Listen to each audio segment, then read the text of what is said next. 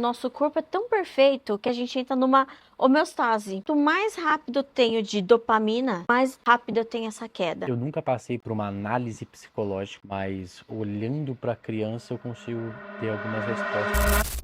Fica até o final do vídeo para você poder ter esse bônus junto com a Tânia, que você vai mudar de vida. Galera, sejam muito bem-vindos ao Reinvent Business, um programa especial para falar sobre negócio e como nós abordamos pessoas, empresas e como que nós construímos negócios com pessoas.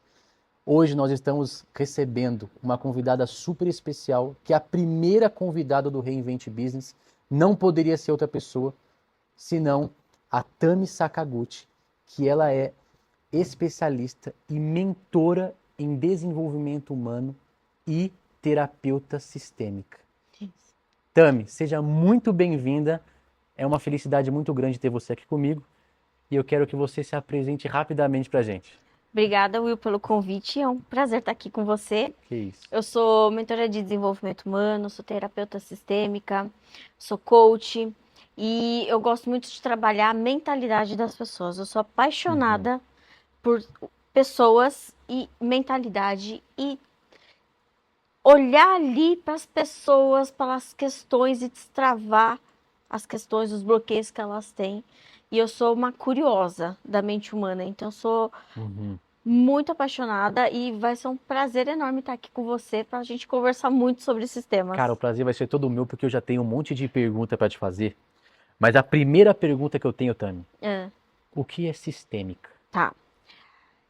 Sistêmico vem de sistema, né? Então, eu sou consteladora sistêmica e a constelação sistêmica fala isso, que estamos inseridos dentro de um sistema e por estarmos inseridos dentro de um sistema, o que acontece aqui reverbera aqui. Então, por exemplo, se eu estou num sistema familiar, porque também a constelação é chamada de constelação familiar. A minha família é um sistema, então eu carrego no meu DNA crenças e comportamentos, né, algumas heranças invisíveis do meu sistema familiar e que eu posso acabar de uma forma inconsciente reverberando na minha vida. Então, vou te dar um exemplo, tá? Muitas crenças sobre dinheiro, o relacionamento que as pessoas têm, até mesmo de saúde, são crenças herdadas, não crenças dela. E aí você replica na sua vida a mesma coisa que... E replica na vida. Eu já ouvi muito falar sobre isso, talvez de uma forma diferente, né? De um discurso diferente, mas é aquela coisa de você nasce dentro daquela bolha familiar e você tende a não sair dela. Até que uma força maior te puxe para fora. Exatamente. É um pouco da teoria do Newton, né? Da inércia? Da inércia, do princípio da inércia. Exato. Só que aí que acontece? Quando uma pessoa está preparada, ela sente sintomas e aí ela vai olhar isso e aí ela consegue curar o sistema. Então, por exemplo, se eu olho para o meu sistema familiar e eu curo algumas coisas, a minha filha não precisa curar mais nada, porque ela já está livre. Exatamente. Então é um processo muito lindo. Modéstia à parte. Eu amo. Eu tive diversas coisas ao longo da minha vida que eu tive que curar, porque eu percebi. Eu acho que talvez por conta da vivência como ator, no teatro, enfim, a gente começa a viver outras personas, a gente vê que existem coisas que existem no nosso núcleo familiar, que às vezes o núcleo não tem consciência que isso existe. Você passa a ter essa consciência e você precisa curar, mas sem ofendê-los. Exatamente. E esse é o segundo desafio. Exatamente. Que aí é o que a constelação fala muito sobre honrar pai e mãe. Sim. Né? O que é o honrar? É você olhar para eles sem julgamento, mas entender que eles tiveram limitações por conta da criação que eles tiveram, da vivência, das percepções de vida.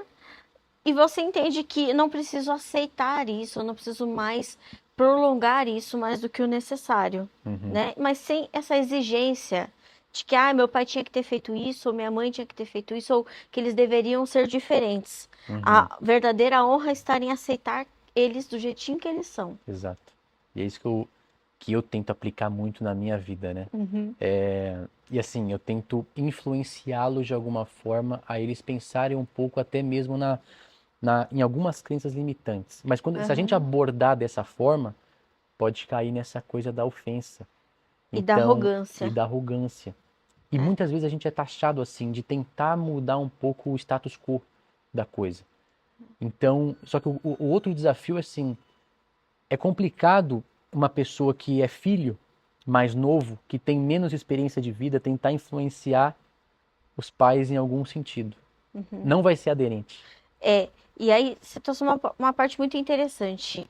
Influenciar é algo positivo, controlar é algo negativo. Sim. O que causa muito, que eu vejo, né, nos meus atendimentos, é muito peso emocional, e isso acarreta em falta de resultado, é a arrogância sistêmica. Então, o que é essa arrogância sistêmica? Eu me achar melhor ou superior que meu pai e minha mãe. Sim. E é o que você falou, eles vieram antes de mim, eles são mais sábios do que eu. Eu posso ter mais conhecimento porque eu estudei mais, mas eu preciso entender que existe uma hierarquia, que é uma das ordens do amor da constelação. Exato. Essa hierarquia de saber quem veio antes e respeitar.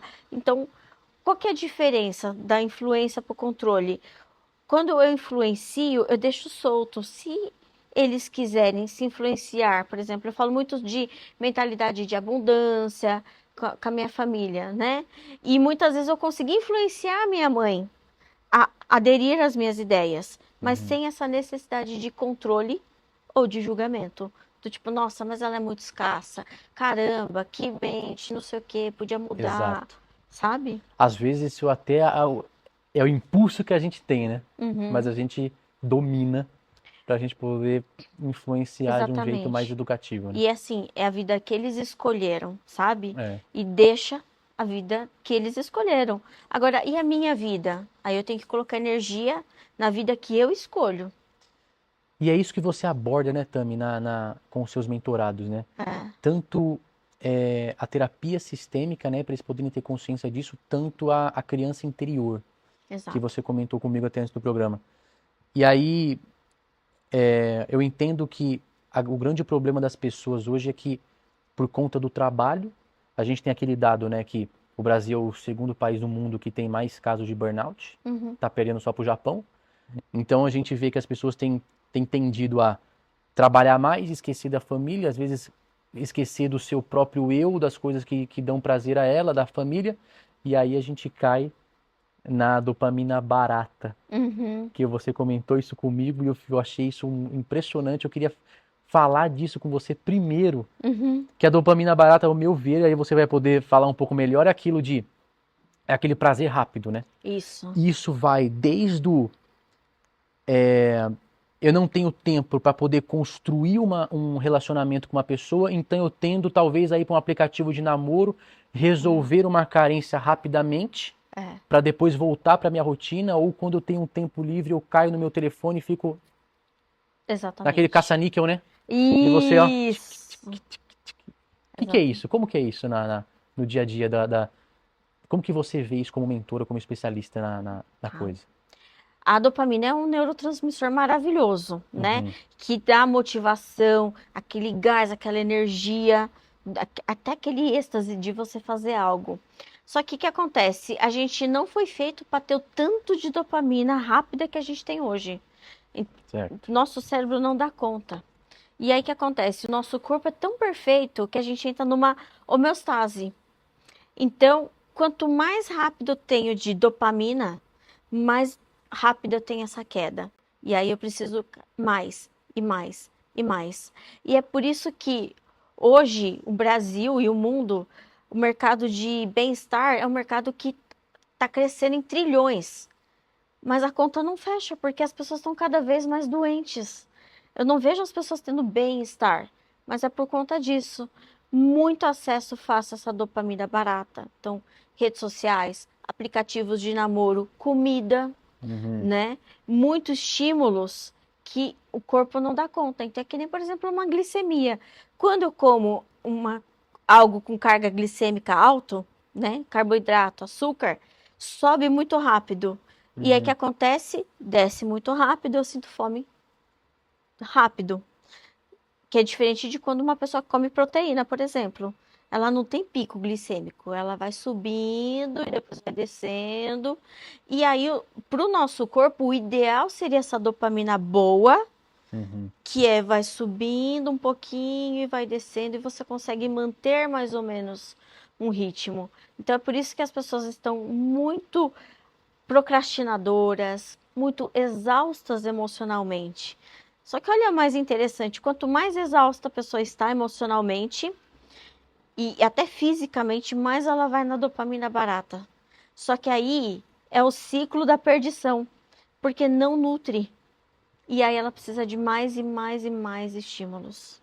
Isso é interessante porque, por mais que a gente esteja cansado e exausto do dia a dia, é aquela coisa, até a Bíblia fala sobre isso, né? Os olhos não se cansam. E a gente não se cansa de ficar vendo, né? E tem aquela coisa da luz branca ainda, ou a luz azul, não sei, da tela, Azul. que a gente tá olhando aqui e aquilo vai inibindo o hormônio do sono, cara. E você fica aquilo ali, você pode estar cansado, se você puxa a tela do telefone, parece que o sono vai embora e você vai no caça-níquel. Exato. E aí, qual que é o gatilho disso? E como você conter o gatilho? Porque eu até me coloco no meio disso. Às vezes eu me pego perdendo meia hora, 40 minutos no telefone. Você olha pro relógio e fala assim: meu Deus, eu podia estar fazendo qualquer outra coisa, sabe, com mais valor. E eu tô aqui perdendo. Como que eu consigo identificar e eliminar isso? Autocontrole, né? E autoconsciência. Então, assim, assistir, por exemplo, acessar redes sociais não é ruim de todo, porque tem coisa boa, então não vou generalizar. Mas o problema é quando isso vira uma fuga, uma distração, e isso te traz impacto. Então, por exemplo, eu não descansei, eu não estou produtivo, né? E entender que todo o sistema foi feito para te fisgar. Exatamente dessa forma. Qual que é o maior perigo, tá? Muitas pesquisas estão mostrando que quanto mais hiperconectado uma pessoa está, mais ansiosa, mais depressiva e mais exausta ela fica. E não é o contrário. Então as pessoas usam muitas vezes rede social para descansar, mas elas estão sobrecarregando o cérebro com muitos conteúdos. Se você parar para pensar, em meia hora, você tem noção de quantos conteúdos você é impactado, exposto? Nossa, se cada conteúdo dura 30 segundos, pelo menos uns 60, né? E fora os que dá 3 segundos e você já sobe, já mas sobe. são 3 segundos já de exposição. É. Imagina o que é para o cérebro ter que fazer um detox de tudo isso. É muita coisa. É porque se a gente vê a maioria das coisas que as pessoas estão colocando hoje do estilo de vida perfeito, ou da vida perfeita que as pessoas têm, a suposta vida perfeita que as pessoas têm, você para de viver no presente, começa a viver no futuro. Ansiedade. Ou você vê um casal perfeito, talvez você lembre de alguma coisa que você perdeu e você vive no passado. Então, você está sempre desconectado do eu, né? Exato. E aí, onde que entra muita ansiedade, depressão, e as pessoas precisam viver mais no aqui e agora, que é o mindfulness, né? Então, o que é esse mindfulness? É aquilo que a gente estava até falando sobre o teatro, sabe? De estar atento ao meu corpo, a consciência corporal, a consciência de onde estou e o que eu estou vivenciando. A Universidade de Oxford fez até um termo que chama brain rot, que é cérebro podre, falando do impacto que alguns desses conteúdos, que traz muita dopamina e é conteúdo de baixa qualidade, quanto que impacta em perdas cognitivas. Então é por isso que as pessoas estão cada vez mais precisando de remédio, precisando de estímulos, porque o corpo não dá conta desse tanto de estímulo, desse tanto de coisas que a gente é exposto. E funciona, eu não sei se tem alguma correlação entre essa dopamina barata que a gente tem e um entorpecente de que quanto mais você tem, mais você quer. É a mesma coisa. E outra, quando você tenta fazer alguma coisa produtiva, você se cansa rapidamente, parece que o cérebro desacostuma a ter um alto nível de cognição. Então, por exemplo, eu escrevo. E aí eu estou escrevendo meu livro, estou escrevendo meu capítulo lá e tal. Tá fluindo. Quando chega num ponto que eu tenho que pensar para saber para onde eu vou, meu cérebro direto desconecta e vai para aquilo que é rápido. Exato. Descansa. Aí para descansar, em vez de eu fechar os olhos, não, eu vou lá no telefone. Exatamente. O que Vamos ver quem as mandou pessoas mensagem. associam ao descanso, Que louco né? isso, né, meu? E aí lembra que eu falei do pico glicêmico? A dopamina é a mesma coisa. Então, por exemplo, eu tenho um relatório para entregar. É chato, né? Fazer um relatório, não é gostoso. Uhum, Só que se eu consigo fazer esse relatório, eu tenho uma dopamina boa. uhum, E aí entro no estado de flow, né? Que o psicólogo Mihaly trouxe muito. O que é esse estado de flow? É você estar tão entretido na atividade que o mundo ao seu redor para. para. E aí você não está observando o resultado disso. Hoje, Uhum, qual que é o problema da dopamina? Né? As pessoas só fazem olhando para o resultado. Então, por exemplo, atividade física. Se eu vou e curto o processo, fica muito mais gostoso, muito mais leve para a academia. Agora, se uhum. eu estou olhando só para o resultado, ir para a academia vira um processo pesado. Agora, imagina para as atividades do dia a dia que são mais burocráticas, que requer um foco, uma atenção maior. E é por isso que as pessoas hoje elas não estão conseguindo dar conta de muitas coisas. Porque é resultado rápido e dopamina rápida. Então, muita coisa chata, né, mas que é necessária e importante, acaba deixando para segundo plano. E então a dopamina boa e valorosa é aquela que vem com aquela sensação de recompensa. De recompensa, Então exatamente. por exemplo, eu vou pra academia. Muito se fala, né? Ah, quando você vai treinar, você sai de lá serotonado. Tá aquela fala. Então tem o Uhum. pico de serotonina, tem o pico de dopamina. Então, só que não faz muito sentido na prática, né? Porque na academia você vai zoar o corpo. Então você vai lá criar processo inflamatório. E aí o seu corpo tem que se reconstruir depois daquele processo e tem um pico de dopamina. Por conta da homeostase. Você causou uma dor, Uhum. né? E aí ele te dá o prazer. No cérebro, o campo de prazer e dor fica no mesmo lugar. Para você ter ideia, tá? Comer pimenta traz uma dor terrível pro corpo, mas por conta disso o corpo libera dopamina. Caraca, eu nunca entendi aquelas pessoas que gostavam de apanhar É, e agora eu comecei a entender. exato. Porque é a mesma coisa, cara. É na mesma Como é que se região. chama isso, o nome da Sadomasoquismo. sadomasoquista? É. Mas é Caramba. que nem as pessoas que entram em banheira de gelo. Aquilo traz uma dor pro corpo, Uhum. mas depois traz um bem-estar, traz Nossa. dopamina, exatamente. Quando eu vou gravar pra ter um estado de atenção, de alerta maior, eu sempre tendo a tomar um banho gelado antes de ir pro set. Hum, Eu não sei se isso tem correlação. Eu tomo banho gelado, eu fico mais atento e quando eu vou pro set eu tô com um estado de prazer maior. sim, É nesse lugar? é nesse lugar. E aí, e esse lugar do cérebro que ativou em você é o mesmo da cocaína. Nó. Agora, falando de dopamina, né? Quanto mais as pessoas ficam na dopamina barata, que é muito perigoso, as pessoas tendem a ir para esquizofrenia e Parkinson. Se eu ficar nesse estilo de vida, de dopamina barata, De hiperestímulo de dopamina. como que isso acontece, cara? Porque desregula, né? Porque é preciso. Então, por exemplo, ó, eu tô tomando um copo d'água, isso aqui já me satisfaz. Eu não tenho pico, eu tenho uma subidinha de dopamina. Vou dar um exemplo. Eu fiz um. Que me traz muita dopamina? Checklist. Eu sou viciada em checklist. Uhum. Quando eu vou lá e risco os itens do meu checklist, me traz dopamina. Mas é aquela dopamina boa, porque eu não é só sobre riscar. Eu tenho que ter feito aquela atividade. Então, ela é uma dopamina igual de atividade física, entende? Mais gradual. Então, mas assim, se é uma dopamina, entre aspas, boa, você concluiu uma atividade, ter uma dopaminada talvez não seja o suficiente. É a mesma coisa de eu, por exemplo, eu tenho um pico de prazer quando eu arrumo meu quarto. Aham, Eu deixo a sim. coisa organizada. Eu vejo a casa organizada, me sinto prazeroso assim. Aham. É a mesma coisa? Não é É, suficiente, mas é alguma coisa? é isso, você teve uma dopamina boa, só que a dopamina boa, ela não tem pico. Essa coisa, entende? Uhum. E que a gente gosta do pico. Então, o que acontece? Muitas vezes é bom ter essa dopamina para fazer atividades, tarefas. Pessoas que estão depressivas, elas não conseguem fazer tarefas porque falta dopamina. Aí precisa tomar remédio para dar uma dopaminada, Uhum. entende? Pessoas que sentem muita dor no corpo, falta endorfina no corpo.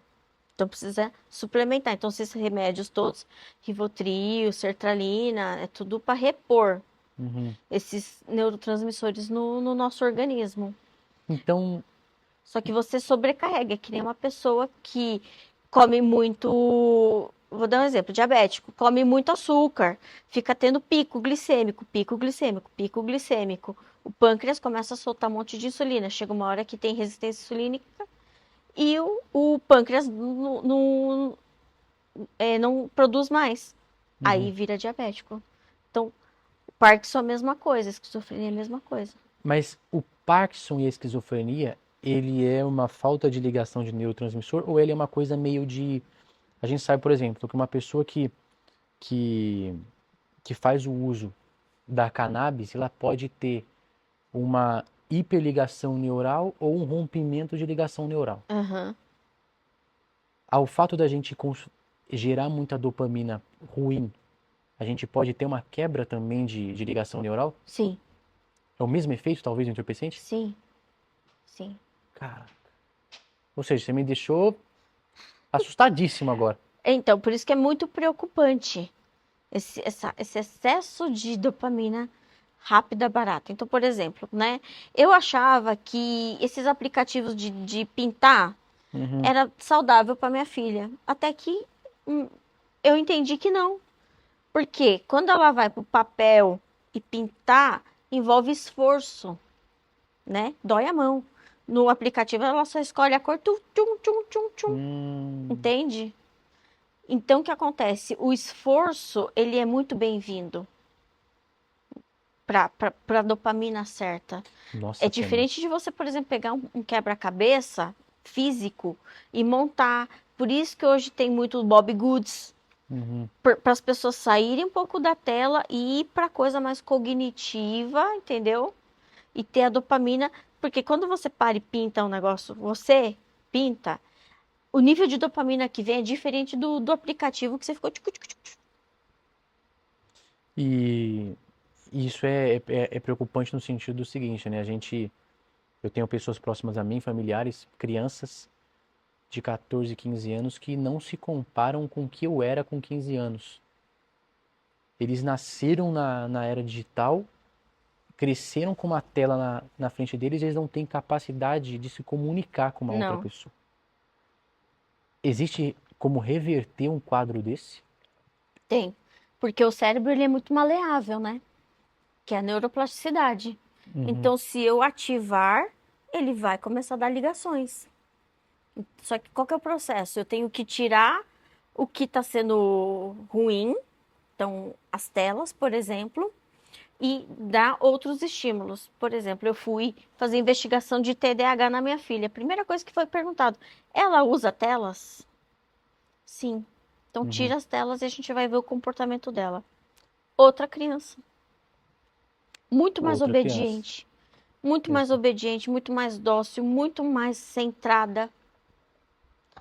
E hoje Então, você controla o tempo de tela dela. total. E teve um recuo esse sintoma de TDAH? Teve muito recuo de sintoma de TDAH. Então, hoje em dia, tem muita gente pipocando de diagnóstico de TDAH. Só que quando você vai observar, eu não estou questionando o diagnóstico, tá? Uhum. Mas quando você vai observar a vida desta pessoa, a rotina, ela está o tempo todo dopaminada e hiperestimulada. Sim. Entende?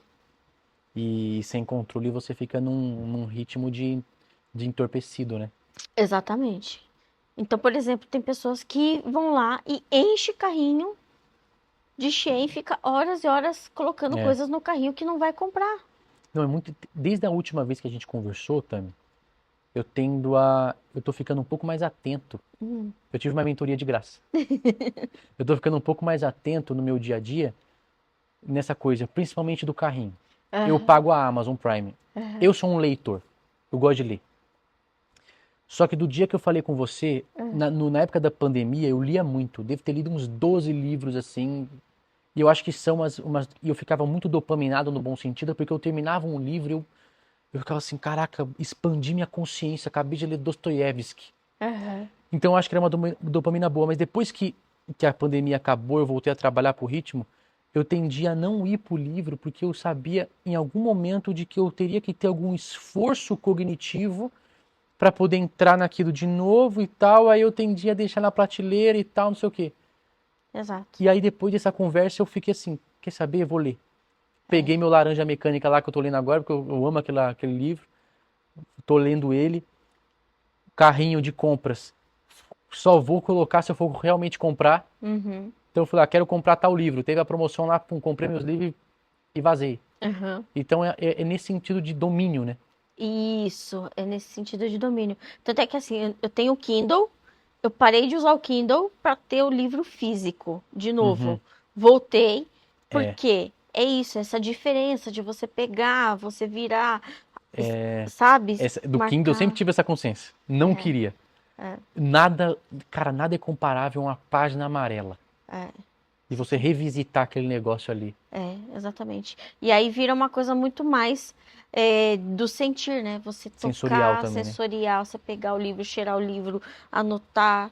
Então, isso traz uma dopamina melhor. Tem mais exemplos de dopamina boa, assim, e assim, de gatilhos de dopamina ruim, que é uma coisa que talvez eu esteja me matando, mas eu não sei, Tá? e que eu possa substituir? Tudo que te traz uma coisa dopaminada e que você percebe que traz um malefício na tua vida, você precisa observar. Então, por Uhum, exemplo, é, produtividade é uma coisa boa, certo? uhum, Certo. Até a página 2. Então, eu era dopaminada por tarefa. E eu sou dopaminada, e eu falo sou, porque estou em tratamento, de resolver problemas. uhum, Então, por exemplo, se vem uma mensagem de mentorado, eu fico me segurando para não responder na hora. Porque eu responder e ser útil me traz dopamina. Só que o que isso acarreta na minha vida? Tava, hoje nem tanto, porque eu já controlo muito mais. Quando eu entendi que era esse movimento. Qualidade ruim nas minhas relações. Não só com meu marido, com a minha filha, mas também estava num café com uma amiga. Ai, peraí, deixa eu resolver isso aqui. uhum. Então, quando você percebe que as coisas que parecem boas, mas tá te trazendo malefício, por exemplo, ir para academia é maravilhoso. Comer saudável é maravilhoso. Mas você está percebendo que está trazendo malefícios em outras áreas da vida, está faltando o equilíbrio, é hora que você tem que falar, opa, Você deixa, às vezes, de estar numa reunião de família para ir exato, pra academia. exatamente. Se torna uma compulsão por aquilo. Compulsão, obsessão, exatamente. Então, tudo por mais bom que seja, eu posso tornar aquilo num vilão na minha vida? Pode. Eu tenho uma amiga que ela é viciada em fazer planilha. E aí, o tempo que ela tá disponível, ela tá fazendo planilha, fazendo conexões com a inteligência artificial e automações. E teve um dia que ela foi dormir 2 horas da manhã fazendo isso. Então, você me falou outra coisa preocupante agora, porque às vezes eu tô escrevendo, dá 3 horas eu tô escrevendo. E aí eu fico pensando assim, não, mas eu sou um cara noturno. É, mas aí são histórias que você conta. E aí eu vou falar uma coisa sobre melatonina e ciclo circadiano, tá? Ah, esse ciclo circadiano eu sei que, cara, eu tô me arregaçando. Talvez seja por isso que eu tô careca. Mas, enfim, como que consigo consertar isso, cara? Então, a gente tem os hormônios certos que são expelidos na hora certa. Entende? Então, de manhã tem o cortisol, adrenalina para acordar. À noite, melatonina. 8 horas da noite é o horário que a gente está produzindo melatonina. Antigamente, 8 horas da noite estava um breu, não tinha energia, né? Uhum, Hoje, 8 horas da noite, a gente está com todas as luzes acesas no celular, e tela azul, e estímulo e tudo mais. Então, assim, por que as pessoas têm insônia? Porque não faz a higiene do sono. E aí, quando você bagunça todo o seu ciclo circadiano, é hormônio que é expelido na hora errada, entende? Então, por exemplo, o cortisol é o hormônio do estresse. É um hormônio maravilhoso que te dá o gás para fazer, né, as uhum. coisas. Mas se está em excesso, também é prejudicial. Aí, por exemplo, quem tem fibromialgia, enxaqueca, dores no corpo, vai olhar cortisol como que tá? Tá lá nas alturas. Em- Tem alguma correlação? Acho que essa é uma pergunta muito. Talvez eu tenha que fazer para um médico, para alguém da medicina, mas por conta da gente bagunçar nosso ciclo circadiano, a gente pode afetar a glândula da tireoide por não conseguir fazer esse jogo de hormônio certo? Eu vou responder baseado no que eu acredito, tá? Uhum. Tem um livro maravilhoso que foi um médico indiano que escreveu, que chama Mude Seus Horários e Mude a Sua Vida. E esse livro ele fala exatamente de quantas doenças a gente previne só arrumando o ciclo circadiano. Caramba. É. Qual que é o ideal? O ideal é você acordar cedo, né? E ter o seu deixar o seu pico de cortisol, de adrenalina ali e dormir tarde. Então, dormir cedo, digamos assim. E deixar a melatonina ser produzida naturalmente. Entende? Então, por exemplo, à noite eu tenho um ritual. Eu coloquei automações na casa. 9 horas da noite começa a apagar as luzes de casa. 9h30 eu já coloco um timer, meditar. Porque eu e minha filha, a gente tem dificuldade para dormir, né? Se às vezes 11h30 eu te mando áudio lá pra confirmar os negócios. Pois é. Eu vou parar com isso. E a doida responde, né? É. Confirmado. Nossa. Eu falo, nós 2 workaholics. Mas é isso, mas no geral, eu tendo a fazer esse ritual do sono. Porque senão eu entro nessa conversa. Ah, eu sou noturna. Uhum. Entende? Mas o ser noturna, tudo bem que a gente tem que ter autoconhecimento e entender quais são os nossos picos de produtividade. Uhum. Mas isso não pode virar muleta. É porque Porque a gente tem que estar fazendo aqui um download, assim, quando a um gente down. quando vai pra noite, parece que o mundo silencia, né? Exato. E aí você tem um pico de criatividade que você não tá ouvindo mais nada, você só tá entra naquele flow, escreve. E às vezes eu falo assim, eu não consigo ter esse pico durante o dia. Eu entendo. Tanto é que as minhas palestras, as melhores, é na madrugada que elas nascem. Só que eu já entendi, Exato. Tami, é exceção, não é a regra. Porque se eu conto uma história pra mim, mas eu sou noturna, vira a regra. E aí eu tenho a permissão de trabalhar à noite puxando isso, entende? Só que aí você desorganiza todos os seus hormônios. Então, vez ou outra, tudo bem. Vou tentar ver se eu consigo dormir meia-noite um dia. De 3 vou jogar pra 2, de 2 1 e vou fazendo esse processo. Faz o ritual de sono. Já ouviu falar em ritual de sono? Nunca fiz, mas eu também nunca tive problema de insônia. Entendi. Mas como que é? Mas o ritual de sono é o seguinte, a gente geralmente aprende com bebezinhos, mas depois a gente entende que na vida adulta a gente está com muito hiperestímulos, então a gente precisa fazer uma descida de estímulos, então começa com as luzes. Então assim, é 11 horas da noite eu vou fazer planilha financeira.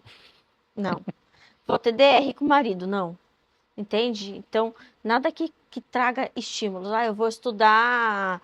Eu gosto, por exemplo, muito de ler sobre livros de mentalidade humana, de comportamento humano, mas isso me estimulava, entendeu? Então eu só leio coisinha boba, assim, sabe? Umas coisinhas mais suavezinhas. Então eu não posso ler uma literatura clássica antes de dormir. Se isso te hiperestimular, não. Agora, se isso te relaxa... Cara, não, nunca relaxa. Então, aí você tem que ir pra coisa que te relaxa. Nossa, ler um Hermann Hesse nunca vai te relaxar. É um negócio... Tem que ler, assim, O Pequeno Príncipe, entendeu? Eu li O Pequeno Príncipe, ele não me estimulou nada, nem durante o dia. E aí eu falei, uma literatura... Isso, Poliana, eu leio Poliana à noite. Poliana também é uma boa, Entendeu? Então nada que dá uma mega estímulo, né? Porque se eu começo a ler, por exemplo, tem um livro que chama Mindset, adoro. Ele tava até do meu lado na cama. Só que aí eu tava lá lendo, daqui a pouco... Deixa eu anotar aqui. Deixa eu escrever aqui um artigo. Então, não. E aí que eu entendi. Esses livros de trabalho eu tenho que ler no horário de trabalho. E aí vou emendar com criança interior, tá? Isso. Então a gente tem uma criança interior que é uma sinapse, né? Uma parte nossa que está internalizada, mora no nosso inconsciente. A nossa criança interior precisa de descanso, segurança, acolhimento e amor e pertencimento. que acontece? Nós, na vida adulta, ficamos adulterados e aí ignoramos completamente que existe essa criança. Entende? E aí onde que precisa entrar rituais para conectar com essa criança. Então, o descanso é importante, né? Depois que eu me conectei muito com a minha criança interior, eu fiz uma coleção de jogos de tabuleiro. Tenho Uno de tudo quanto é tipo, porque a minha criança precisa de diversão. E aí, esta diversão, esse lado, quando você integra com a criança, vem o que? A espontaneidade, inovação, a fluidez. E isso pro negócio é maravilhoso. Porque te dá esse ar mais criativo também no seu Te dia dá a esse dia, ar né? mais Como criativo. você transforma o trabalho talvez numa brincadeira, numa diversão. É. E aí acontece algumas coisas do trabalho e você já consegue ter muito mais jogo de cintura. Você sabe que eu como ator, às vezes eu olho para uma pessoa, seja para fazer um personagem biográfico ou para quando eu vou tratar com uma pessoa de negócio e eu vejo uma pessoa muito sisuda, muito, sabe, muito travada assim, um cara muito grosso. Eu fico imaginando que criança esse cara deve ter sido e onde está esse menino? É, Onde está o menino que vive dentro dele? é, Ou às vezes quando eu vejo uma personalidade política muito autoritária, eu falo assim, meu Deus, cadê a criança desse ser humano? Então a gente, ao longo do tempo, a gente coloca tantos fatores sociais, tanta questão da ética, que a gente vai aprisionando essa criança até que chega naquele limbo do subconsciente, né? E eu fiquei muito impactado quando eu vi aquele filme do Divertidamente, o primeiro, que aquele, como que é o nome daquele, do bichinho que fica lá no limbo dela? Ah, o amigo O imaginário? amigo imaginário, Bim bom. o Bing Bong, ele fica lá no fundo. É a criança da Hayley, né? É, E aí ela, quando ele vai lá, a alegria encontra ele e fala assim, nossa, ela simplesmente te esqueceu aqui, né? Pra poder crescer. exatamente. Como que a gente recupera no nosso dia a dia essa criança? Você que tem o lado do teatro, para você é muito mais fácil conectar com a criança. Eu lido muito com empresários, líderes. Então, para eles, esse conceito é desafiador. Porque não, tem que ver resultado, meta. Só que muitas vezes é essa criança interior que está impedindo essa pessoa de ter mais resultado ainda. Ou por falta de inovação, ou por medos. Então, por exemplo, uma pessoa que está com a criança interior ferida, ela não consegue fazer vendas, não consegue se expor, não consegue aumentar ticket. Porque Exato. tá muito ferida essa criança. E eu consigo até implementar isso, É. que a criança, ela não tem medo do ridículo. Não tem medo do ridículo. Nós temos. Nós temos. E o teatro, ele te recupera isso. Eu me tornei um profissional do corporativo muito melhor desde que eu comecei a fazer teatro. Porque eu cheguei no primeiro dia de aula, a gente encontra um monte de marmanjo, né? Tudo sisudão, e eu era um deles. E aí a gente tá lá. Ah, agora fica descalço. Aí você fica, ih, caramba, vou ficar descalço. Como assim, meu?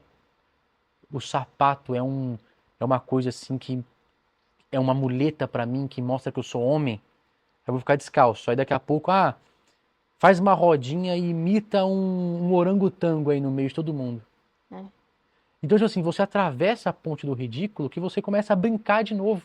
Daqui a pouco tá todo mundo rindo igual umas crianças e você... Voltei, cara. Exatamente. Voltei. Exatamente.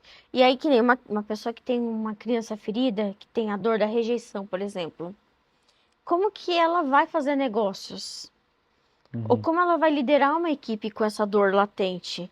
Isso acaba sendo óbvio no dia a dia. Óbvio pra mim, né? Mas para essa pessoa, ela não faz essa associação que a criança interior tá atrapalhando. Então, por exemplo, procrastinação. Muita gente associa com preguiça, não. Tem dores dessa criança interior que tá fazendo essa pessoa procrastinar e não tá conseguindo ter esses resultados que ela quer. E aí, quando você fala, como que olha para essa criança? Olhando para a criança, tendo essa intenção de reconhecer. Então, eu vou dar um exemplo meu, tá? A gente percebe que a gente tem umas falas muito duras com a gente. E a primeira coisa que a gente precisa trabalhar é autocompaixão. Muitas vezes a gente fala coisas duras pra gente que a gente não falaria nem pro nosso inimigo. E a criança fica ressentida disso. Então, no meu caso, eu estava numa fase de trabalhar muito, não descansava, descansar era perda de tempo, é coisa de gente fraca, e networking, e produtividade, até que o meu corpo travou. E eu entendi, a minha criança fez uma birra e falou, você não vai mais. Nossa, forte. É, não vai mais. Então, por isso que eu entrei nesse movimento de cura da criança interior, que estava muito, muito, muito ferida. E aí eu entendi que, por exemplo, muitos dos resultados que eu estava correndo que nem uma louca para ter, sabe o que que era? Necessidade de aprovação dos pais. Não era por mim, não era por um propósito. Era como se você chegasse a um ponto que você olhasse no espelho e falasse assim, ó, nossa, eu consigo, ninguém acredita em mim, mas eu consigo. Exatamente. Ninguém acredita em mim, mas eu vou provar para todo mundo que eu consigo. Uhum. Isso é pesado, porque aí desconecta do propósito. É por isso que muitas pessoas têm conquistas e vazio. Nossa, isso é tão libertador você falar isso, porque eu vivi isso em 2024. Eu queria provar para alguém que eu poderia prosperar, que eu consegui e tal, não sei o quê. E quando eu alcancei isso, eu me senti vazio. Aí eu acabei perdendo tudo e ficando numa depressão profunda, até que eu que tenho uma experiência com Deus, uma experiência com fé muito, muito grande, Deus ele mostrou para mim que nada disso tinha valor, Uhum. sabe? Então, quando você deixa de dar tanta importância para aquilo que é evento, Superficial. a gente começa a ter algum propósito maior na vida, né? E Exatamente. você falando da criança, de olhar para a criança interior, quando você mencionou sobre olhar para ela, o gatilho que tem para poder explicar um comportamento que eu estou tendo hoje, eu gosto muito de carro. Hum. Eu sou um cara muito fissurado por carro, por velocidade, coisa e tal. E aí você falando agora, eu lembrei, eu nunca tinha lembrado disso, cara. Eu lembrei de um dia que por conta de problema de saúde e de uma deficiência física que eu tive, que eu adquiri no passado, eu fui impedido de pilotar um kart junto com meus amigos. Meus pais não deixaram. E eu fiquei com tanta vontade de pilotar aquele carro. E não pude ir para a pista, que eu fiquei olhando para os carrinhos correr, para os amigos correr. Eu com o macacão da corrida, segurando o capacetinho, mas não pude ir para a pista. E eu nunca consegui explicar para mim mesmo por que eu gostava tanto de carro. É, É isso, será? é isso. É isso. E por isso que eu falo, fica no nosso inconsciente. Por isso que, por exemplo, hoje você vê muita gente que compra Barbie, compra brinquedo, porque fica fazendo o resgate, tentando fazer esse resgate daquilo que não foi vivenciado. Eu tenho uma cliente que quando ela era criança, ela tinha muita vontade de tomar Yakult. Até uma parte da nossa mentoria, e hoje ela não faz mais isso, ela tinha estoque de Yakult. Ela não tomava. Caramba. Mas era a necessidade de abrir a geladeira e ver que tinha Yakult na geladeira. Porque ela tinha vontade no passado e não tinha como. É. Era a mesma coisa com um garoto quando quer um videogame. É. O pai não tinha dinheiro para dar. Aí eu vi um vídeo que você falando, eu lembrei. O rapaz trabalhando foi lá e comprar o videogame dele. Quando ele passou o cartão, ele começou a chorar, segurando a caixa. Aí o vendedor atravessou o balcão e ficou lá dançando com ele. É, exatamente. É esse resgate da criança. Às vezes não é nem porque ele vai jogar, né? É. É só pra ele ter aquela coisa de eu tenho. Exato. Agora, tem um ponto que é delicado, que aí tem o lado sombra, porque nossa criança interior tem o lado luz, sol e o lado sombra. Qual que é o lado luz, né? É essa espontaneidade, essa inovação, essa coisa de tô nem aí pra opinião alheia, quero ser feliz. Então tem muita fluidez, sabe? Não tem essa mega preocupação. Qual que é o lado da sombra? É muito julgamento, muita preocupação, muitas feridas. E aí, geralmente esse lado, e são dois lados da mesma moeda, e geralmente esse lado que quando tá ativo, ela ativa em outras pessoas também. Então, por exemplo, se eu tenho uma criança ferida, meu marido tem a criança ferida dele, nossas crianças entram em choque. Então, por exemplo, eu tenho a dor da rejeição, ele tem a dor do abandono, pronto, entra em choque. E também tem o lado do Peter Pan, que aí as pessoas viram eternas crianças e não conseguem ter uma vida adulta saudável. Então fica ali querendo. Aí eu vou dar um exemplo, tá? Criança ganha dinheiro, adulto faz dinheiro. Quando o adulto fica sempre terceirizando o resultado, querendo que o outro faça, porque a agência não fez, porque o meu sócio não fez, ela está vivendo na criança dela. Aí ela não consegue tomar a força dela de vida para ir para o mundo, para fazer e conquistar os resultados que ela deveria conquistar. Faz sentido? Faz muito sentido.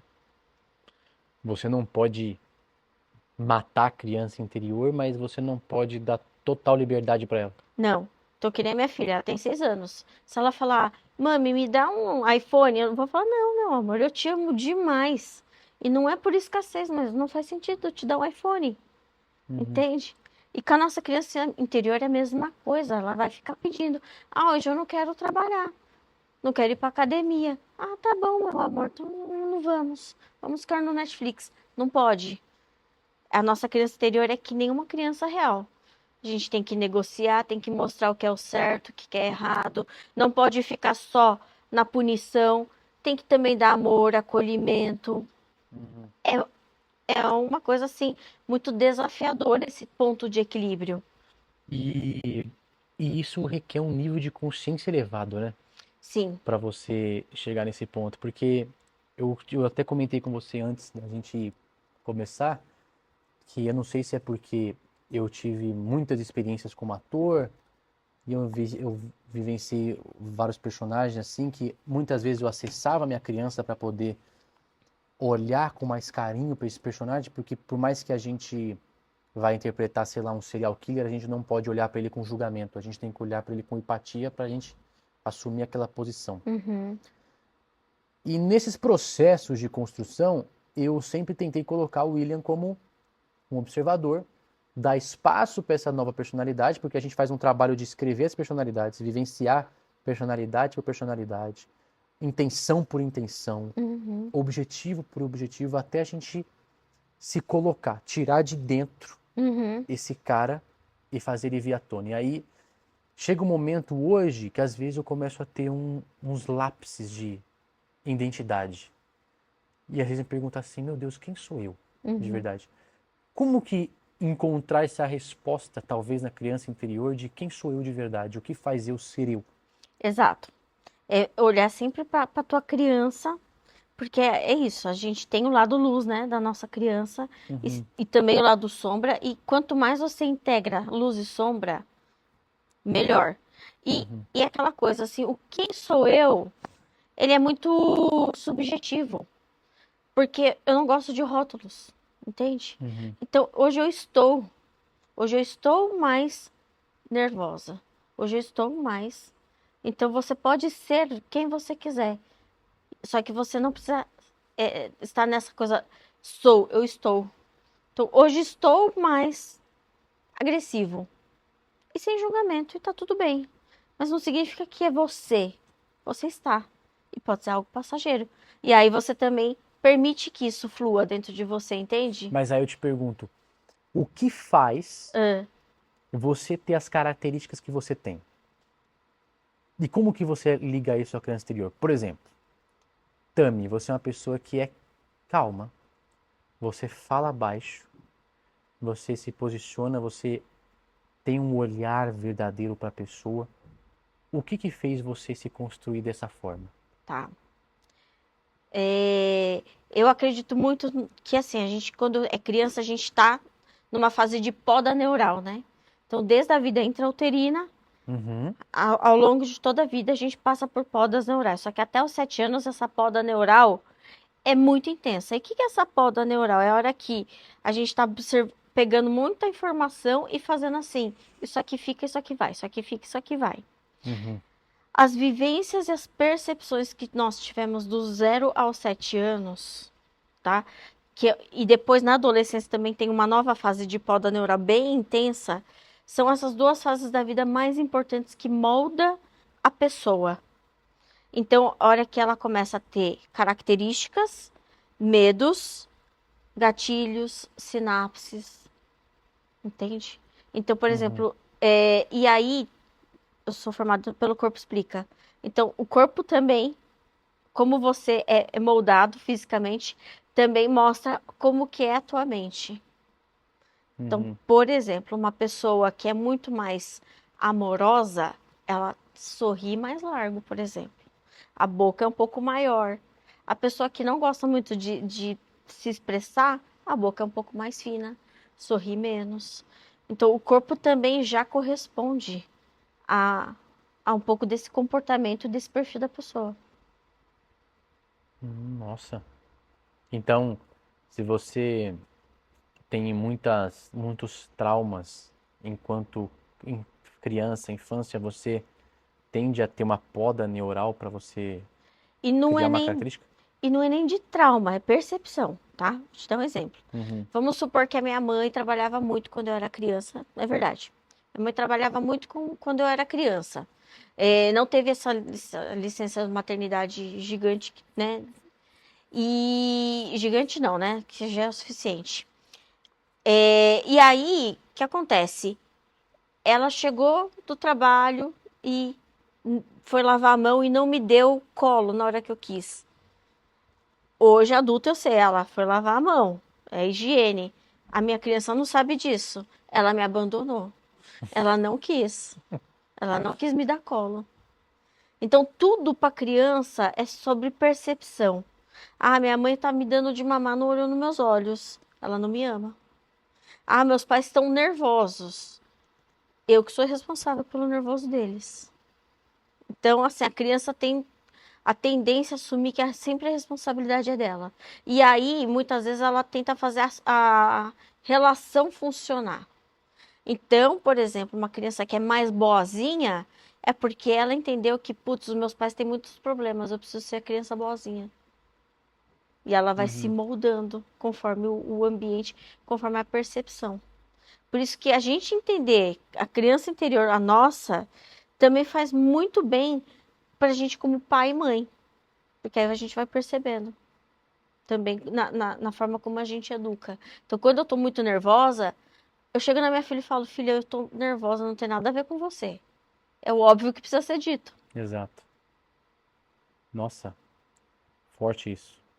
Porque eu nunca passei por uma análise psicológica, mas olhando para a criança eu consigo ter algumas respostas que se eu olhar um pouquinho mais, acho que eu vou ter mais algumas. Aham, tenho certeza. E é isso que você oferece para os seus mentorados? Isso, Essa análise profunda? essa análise profunda. Do a árvore a gente conhece pelos frutos, né? Uhum. Então, eu vejo o que está acontecendo na vida dessa pessoa em termos de relacionamento amoroso, principalmente nos negócios, e como ela faz esse dinheiro. Porque muitas vezes a gente não está falando de resultado, é o como ela faz esse resultado. Se sacrificando, com muita exaustão, com vazio. Uhum. Aquilo já passa a não ter mais tanto sentido. E aí, quando você vai olhar e vai aprofundando, aí são camadas, sabotadores, crenças limitantes. E aí você vai lá, criança interior. E a resposta tá sempre na criança interior. E então se você pega hoje um grupo de empresários ou uma empresa, enfim, que tem muitas pessoas vivendo o seu trabalho todos os dias, você consegue resgatar essas pessoas pro tempo presente, Sim, tentando acariciar um pouco a criança delas? sim. E o que é o mais interessante, né? Que resultados que eu já consegui fazer, de pessoas conseguirem aumentar o faturamento Uhum. trabalhando menos, trabalhando de forma mais eficiente. Tá vendo? Você que tá assistindo esse programa aí, você tá achando que a gente não tá falando de negócio aqui, né? Talvez você clique no programa e fale assim, pô, eu vou falar de economia, mas a gente tá falando de negócio. Só que a gente tá falando como que você vai ter um nível de consciência maior sobre você mesmo para você conseguir prosperar e trabalhar de uma forma mais saudável. Eu acho que esse primeiro programa ele foi essencial, né? Tami, eu gostei muito de ter recebido você aqui hoje, viu? Obrigada. Foi um prazer enorme poder ter uma, um nível de consciência para mim. Tenho certeza que quem está assistindo um nível de consciência enorme também. E eu queria convidar você para pegar a sua câmera Uhum. e só fala para quem está assistindo o seguinte, que se eles derem uma chance para poder olhar um pouquinho mais para a criança interior, você ajudando eles a isso, Uhum. eles vão ter umas descobertas muito maiores. Uhum. Tá bom. Vamos lá. Eu quero deixar um recado para você que está aí me ouvindo. Sabe que a sua vida pode ser muito mais leve, muito mais fluida, com muito mais significado? Dá uma chance para você olhar para sua criança interior e eu tenho certeza que você vai ver mudanças significativas e você vai me perguntar por que que eu não fiz isso antes. Fica aqui o convite para você. Um beijo. Show de bola, gente. Tami, tem algum bônus que quem assistir esse vídeo até o final vai ganhar com você se te procurar? Vai, eu vou dar um presente, que é uma sessão comigo de 1 hora, onde eu vou entender melhor o seu momento de vida e eu também quero entender quais são os gatilhos que a sua criança interior tem, quais são os mecanismos de proteção que está te impedindo de ter o resultado que você mais almeja. Show de bola. Gente, tá vendo? Ó, fica até o final do vídeo. A gente vai colocar um adendo de até o final do vídeo para você poder ter esse bônus junto com a Tami, que você vai mudar de vida. Eu tô aqui com ela faz nem 1 hora, talvez 1 hora de programa, e eu já vou chegar em casa e vou aplicar uns negócios para poder ver se eu crio um nível de consciência elevado, porque o trabalho, seja qualquer trabalho que seja na nossa vida, seja no corporativo, ou seja na arte, a gente tem que ter cuidado com a nossa criança interior pra gente acabar não matando ela, né? É, exatamente. Então isso é muito importante. Tami, muito obrigado. Obrigada. Eu espero receber você aqui de novo em breve para poder falar sobre as outras vidas que você transformou. E com certeza você vai voltar nesse auditório para poder encher isso aqui e dar uma palestra pra gente. Ai, obrigada. Tá bom? Uma honra, gratidão. Um grande beijo e até a próxima. Valeu, pessoal!